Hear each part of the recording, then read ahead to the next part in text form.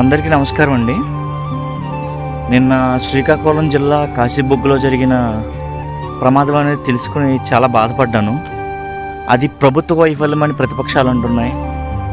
కాదు, ప్రభుత్వానికి ఎటువంటి సమాచారం లేదని ప్రభుత్వం అంటుంది. ఇక్కడ ఏది ఏమైనా తప్పు అనేది జరిగిందండి. ఇక్కడ తప్పు ఎవరిది అని ఆలోచిస్తే కనుక తప్పు ప్రభుత్వంతో అధికారులతో కాదండి, జనాలది. ఎందుకంటే కార్తీక మాసం తొలి ఏకాదశి, ఆ రోజే దేవుడిని దర్శించుకుంటే అంత మంచి జరుగుతుందని నమ్మకం, ఓకే. కానీ పర్టికులర్గా ఆ రోజే ఖచ్చితంగా గుడికి వెళ్ళాలనే ఆలోచన మాత్రం తప్పండి. ఎందుకంటే మన మనసు పవిత్రంగా ఉండి మనం చేసే పనులు పవిత్రంగా ఉంటే 365 రోజులు దేవుడు మన చుట్టూనే ఉంటాడు.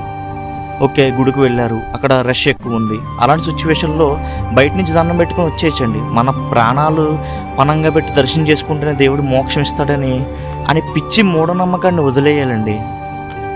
ముందు మన మనసు పవిత్రంగా ఉండాలి, అదే దేవుడు చూస్తాడు. మీరు గుడికి వెళ్ళి 1000 ప్రదక్షిణాలు చేసినా దేవుడు అంత మిమ్మల్ని పట్టించుకోకపోవచ్చు, కానీ అవసరం ఉన్నవాడికి సాయం చేస్తే ఖచ్చితంగా దేవుడు మిమ్మల్ని పట్టించుకుంటాడు.